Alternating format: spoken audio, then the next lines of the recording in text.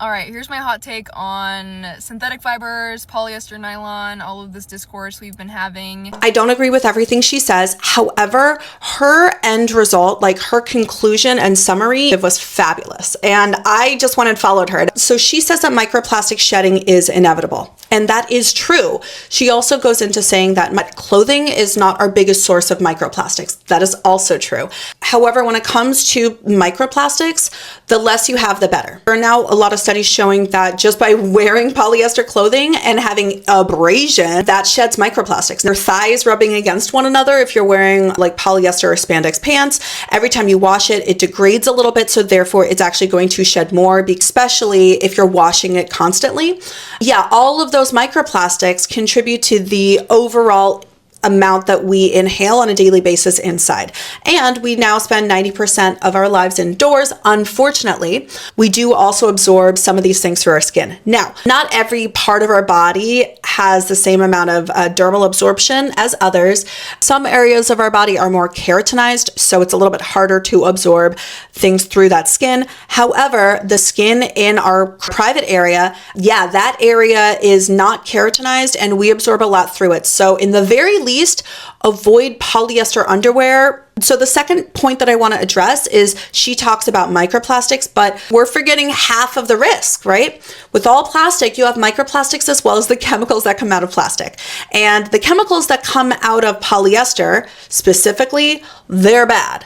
Polyester is polyethylene terephthalate, okay? That is your single-use plastic water bottle. All polyester has to be made with antimony, and antimony is a toxic heavy metal. There have been quite a few risk assessments now that have looked at the amount of antimony that comes out of polyester clothing, and it's not looking good. And in fact, they even looked at different articles of polyester textiles, right? So carpet, sweaters, and the sweater one was the worst in this leaching study. And it's not just antimony. There's also tons of other chemicals that we know that can come out. Phthalates and bisphenols, azo dyes, flame retardants, and there have now been quite a few studies that have shown that sweat, heat and moisture increase the amount that will leach out of that polyester, okay?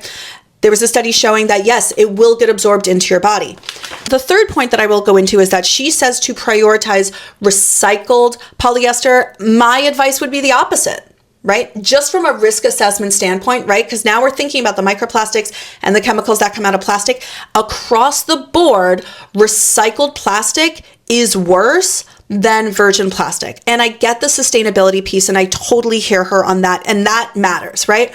But I also care about my own body, and all recycled plastics are worse because they never fully get cleaned. They get contaminated from lots of different sources, not just the things they're being recycled with, but also they inadvertently get mixed in with old electronic e-waste. Recycled plastics across the board look worse. Black or dark colored recycled plastics are even worse than light recycled plastics.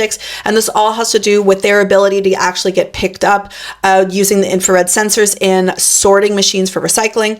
They were trying to do a safety assessment on recycled polyester specifically and whether or not it would be safe for kids. And they literally said the risk assessment showed that the recycling process of polyethylene terephthalate is not completely safe for children's garments, and it poses health risks to children. Okay, even though it might not be your biggest source, the fact is it is not completely safe. Our body does absorb it, and you don't know what's in it, and neither does the manufacturer. Yeah, so by the end of the video, though, she did give really, really good advice, which I completely agree with, saying that some technical gear might be hard to find 100% organic cotton, or the quality might be different, right? And I have to say, I've now been wearing mostly organic cotton leggings or hemp leggings. Here are some really, really good brands that I found. However, they do fit and feel a little bit different. I typically have to size up because they're not going to have that same amount of stretch.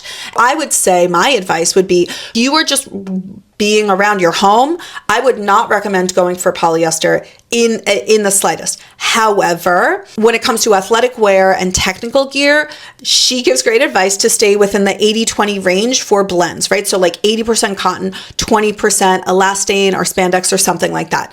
She recommends that for sweaters as well. And I don't think it's necessary for me to get any sort of blends when it comes to outerwear, okay? Underwear, you for sure need 100% cotton. That is just bar none. And it's so easy to find. There's really no reason why you shouldn't. If it has a little elastic in the waistband, not a big deal. And I love what she says in the end, because I say it all the time. She says the goal is not perfection. The way that I say it, and I've said it in many videos, progress, not perfection. We are going for progress, not perfection. It is impossible to avoid all exposures of plastic. Less microplastics and chemicals is better than a lot.